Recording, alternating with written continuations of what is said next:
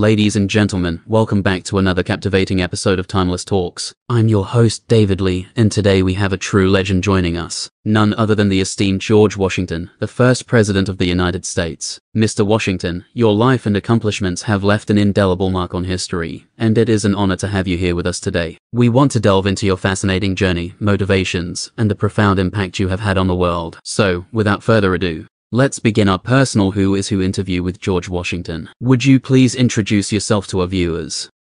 Thank you, David, for the gracious introduction. I am George Washington, honored to be in your presence and to address your esteemed audience. Throughout my life, I have been privileged to serve my country and witness the birth of a nation. As the first President of the United States, I humbly accepted the responsibility entrusted to me by the people, striving to lead with integrity and guide our young nation towards prosperity. It is my hope that our conversation today will shed light on the experiences, motivations, and ideals that shaped my journey and continue to resonate in the hearts of those who cherish liberty and the pursuit of a more perfect union. Throughout your life, you've been heralded as a visionary leader and a champion of democracy. What inspired you to take up the cause of independence and lead the American Revolution? We'd love to hear about the pivotal moments or experiences that shaped your dedication to the ideals of liberty and freedom. Indeed, David, the cause of independence and the fight for liberty were at the very core of my convictions. The spark that ignited this fervor within me can be traced back to the seeds of discontent sown during my early years, witnessing the struggles and injustices endured by my fellow countrymen. The oppressive measures imposed upon the American colonies by the British Crown served as a catalyst, awakening a profound sense of duty and the realization that we could not idly tolerate the erosion of our cherished rights. As I witnessed the growing discontent and heard the impassioned pleas for freedom, it became clear that the time had come to rally the forces of change.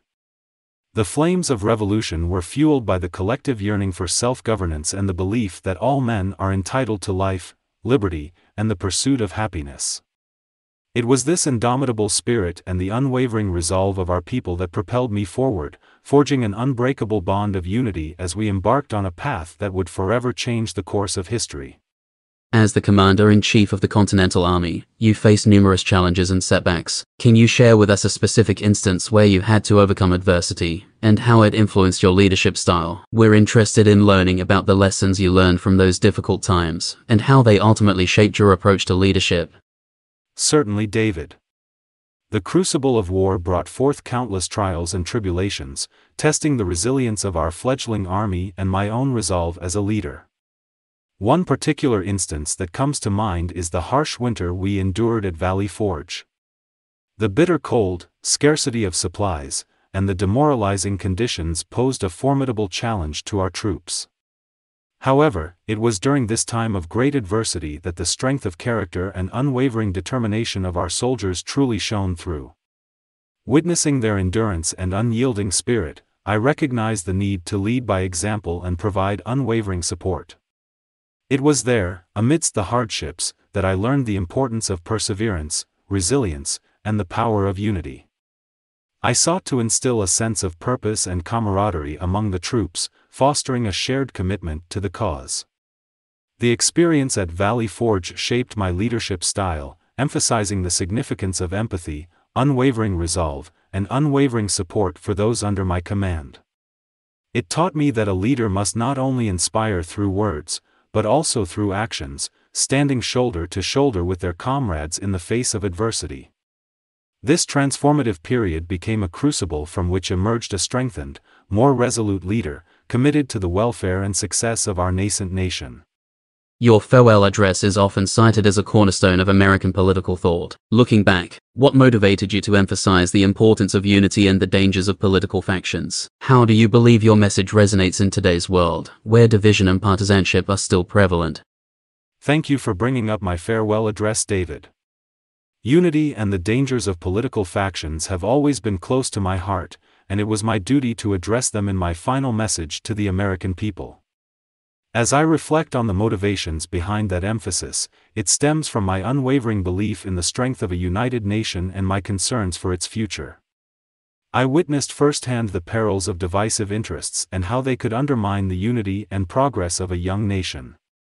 By highlighting the dangers of political factions, I sought to caution against the potential erosion of our collective purpose and the spirit of compromise necessary for the success of a democratic society. In today's world, where division and partisanship continue to prevail, the message of unity and the caution against extreme factionalism are as relevant as ever. It is essential for us to recognize the power of collaboration and to prioritize the common good over narrow partisan interests. The strength of a nation lies in its ability to rise above differences, to engage in respectful dialogue, and to seek compromise for the betterment of all its citizens. My hope is that my words, spoken centuries ago, can serve as a reminder that the unity and well-being of our nation should always supersede personal or political ambitions. By embracing the ideals of unity and striving for a more perfect union, we can forge a path toward a brighter future, one that upholds the principles upon which our great nation was founded. Some critics argue that your presidency set certain precedents that have influenced subsequent leaders. What are some aspects of your presidency that you believe have had a lasting impact, both positive and negative? We'd like to explore the nuances of your legacy, and how it continues to shape the presidency and governance in modern times. One of the positive aspects lies in the establishment of a strong executive branch, which set the tone for the presidency as a position of leadership and authority. I aim to cultivate a sense of dignity and respect for the office, ensuring that future presidents would uphold the same level of responsibility and integrity. Furthermore, my steadfast commitment to a peaceful transition of power at the end of my second term established a crucial precedent for the peaceful transfer of leadership, a cornerstone of our democracy. This tradition has endured and continues to be a vital aspect of our governance, allowing for a smooth and stable transition from one administration to the next. However, it is important to acknowledge that there were also negative aspects to my presidency. One notable example is the issue of slavery, a deep stain on our nation's history. While I, too, owned enslaved individuals during my lifetime, I recognized the inherent contradiction between fighting for freedom and owning other human beings. This remains a significant moral failing that cannot be ignored or justified. Nevertheless, it is through an honest examination of both the positive and negative aspects of my presidency that we can learn and grow as a nation. My hope is that future leaders continue to build upon the positive precedents while addressing and rectifying the injustices of the past. By doing so, we can ensure a more inclusive and equitable society for all Americans, upholding the principles of liberty and justice that I held dear. In your private life, you were known as a devoted farmer and a believer in self-sufficiency. How did your agricultural pursuits and the concept of self-reliance inform your political and philosophical views? We're curious to understand the connection between your personal pursuits and the broader principles you espoused. As a devoted farmer, I experienced firsthand the value of hard work, discipline, and resourcefulness required to cultivate the land and sustain oneself.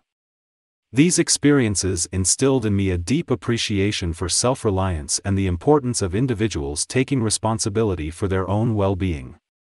I believe that a nation built upon the virtues of industriousness and self-sufficiency would be better equipped to thrive and preserve its independence. Moreover, the agrarian lifestyle fostered a strong connection to the land and a profound sense of stewardship. I viewed agriculture not merely as a means of sustenance but as a foundation for the nation's economic stability and moral character. By tending to the land, I understood the vital relationship between human labor, nature's bounty, and the prosperity of our young nation. These personal experiences and beliefs resonated in my political and philosophical views. I sought to establish a government that would safeguard individual liberties, promote economic opportunity, and encourage the pursuit of happiness. I envisioned a nation where citizens could thrive through their own industry and where the government's role was to provide an environment conducive to their success. The connection between my agricultural pursuits and the broader principles I espoused was grounded in the belief that a nation's strength lies in the self-reliance, independence, and virtuous pursuits of its people. By fostering an environment that valued hard work, innovation, and personal responsibility, I hope to lay the foundation for a prosperous and free society. In summary, my experiences as a farmer and my commitment to self-sufficiency greatly influenced my political and philosophical views, emphasizing the importance of individual effort, the stewardship of resources, and the pursuit of a nation built upon the principles of liberty and opportunity. Throughout history, there have been various portrayals and interpretations of your character. Is there a particular portrayal or misconception about you that you find particularly intriguing or inaccurate? We'd love to hear your perspective on how you've been depicted, and if there are any falsehoods that you would like to set straight. Over the years, there have indeed been diverse portrayals and interpretations of my character, as is often the case with historical figures. One particular misconception that I find intriguing is the notion that I was a stoic and unemotional leader. While it is true that I believed in maintaining a certain level of formality and dignity in public life, it does not mean that I lacked emotions or genuine human experiences. I am often depicted as an austere and distant figure, detached from the joys and sorrows of everyday life. However, the reality is that I experienced a range of emotions throughout my journey, from the exhilaration of victory to the deep sorrows and burdens that come with leadership. I cherished moments of camaraderie with my fellow soldiers, cherished the bonds forged on the battlefield, and felt the weight of responsibility on my shoulders. Furthermore, it is important to address the misconception that I sought power for personal gain. Some have portrayed me as an ambitious figure hungry for authority, when in truth, I viewed my leadership roles as a duty to my country. My actions were guided by a sincere desire to secure the liberties and welfare of the American people. I strived to navigate the delicate balance between authority and restraint, always mindful of the trust placed in me. It is crucial to approach historical portrayals with a critical eye and seek a nuanced understanding of the complexities of individuals and their motivations. I encourage all who study history to delve beyond surface-level depictions and explore the multifaceted nature of the figures who shaped our world. In setting the record straight, I hope that these insights shed light on the person behind the myths and legends. My ultimate aim was to serve as a steadfast leader, dedicated to the principles of liberty and the pursuit of a more perfect union. It is my hope that future generations recognize the humanity in historical figures and draw inspiration from their triumphs, trials, and the lessons they learned along the way.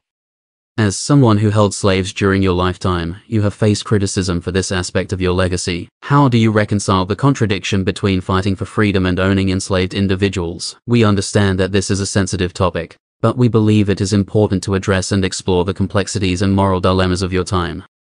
The contradiction between fighting for freedom and owning enslaved individuals is indeed a complex and deeply troubling aspect of my life and legacy. It is a subject that requires honest reflection and self-examination. During my time, the institution of slavery was deeply entrenched in society, and it existed throughout the colonies and early United States. Like many of my contemporaries, I was born into a world where slavery was an accepted practice. However, as I grew older and witnessed the injustices and contradictions inherent in owning human beings, my perspective began to shift. I recognized the inherent contradiction between the ideals of freedom and equality that our nation was founded upon and the institution of slavery. It is true that I myself owned enslaved individuals, but I came to view slavery as a moral failing and an affront to the principles we were fighting for. The recognition of this contradiction weighed heavily on my conscience, and I struggled with it throughout my life. While I took steps towards the eventual emancipation of the enslaved individuals that I owned, it is important to acknowledge that those steps were limited in scope and did not extend to all enslaved people.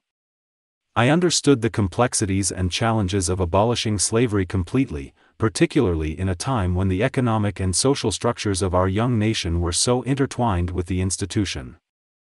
Looking back, it is clear that I fell short of the ideals I espoused. I regret that I did not take more decisive and comprehensive action to end the institution of slavery. Nonetheless, I believed in the power of gradual change and hoped that future generations would carry on the struggle for true freedom and equality. It is vital that we confront the contradictions and moral failings of the past, acknowledging the pain and suffering caused by slavery while striving for a more just and inclusive society. The journey towards equality and justice is ongoing, and it requires continuous reflection, dialogue, and collective action. Looking back on your life and the path you've traveled, what is the greatest lesson you've learned? And what advice would you give to future generations, striving to make a positive impact on the world? We're eager to hear your reflections and the wisdom you have gained from your extraordinary journey. Reflecting on my life's journey, the greatest lesson I have learned is the enduring power of character and virtue. Throughout the trials and triumphs I experienced, I came to understand that true leadership is not solely measured by accomplishments or titles, but by the values and principles one upholds. My advice to future generations striving to make a positive impact on the world is rooted in the importance of cultivating strong character. Embrace integrity, honesty, and empathy as the guiding principles of your actions. Lead by example and hold yourself accountable to the highest moral standards, even in the face of adversity. Remember that true leadership is not limited to positions of authority. Each individual has the capacity to inspire and make a difference in their own sphere of influence. Engage in acts of service and citizenship, for it is through collective efforts that lasting change can be achieved. Never underestimate the power of perseverance. The road to progress is often marked by challenges and setbacks, but it is the unwavering commitment to your convictions that will see you through. Embrace failure as an opportunity to learn and grow, for it is in these moments of adversity that true resilience is forged. Finally, let love for your country and fellow citizens guide your actions. Cultivate a deep sense of patriotism and recognize the responsibility we all share in upholding the principles upon which our nations are built. Seek unity amidst diversity, value different perspectives, and work towards the common good. By embodying these principles, future generations can navigate the complexities of an ever-changing world with grace, compassion, and a commitment to creating a brighter future. Each individual has the power to shape history and leave a lasting positive impact on the world. It is my hope that you, the leaders of tomorrow, will carry forth the torch of liberty and virtue, inspiring others to do the same. And with that, we come to the end of our extraordinary rendezvous with the legendary George Washington. It has been an incredible honor to spend this time with a man who has left an indelible mark on the tapestry of human history. His words, his struggles, and his triumphs continue to resonate and inspire us in the present day. Remember, fellow time travelers, the wisdom of the past has the power to guide us toward a brighter future. Stay curious, stay passionate, and join us next time on Timeless Talks, as we continue our quest to unravel the secrets of the past and unlock the doors to a wiser tomorrow. Until then, I'm David Lee, bidding you farewell on this magnificent voyage through time.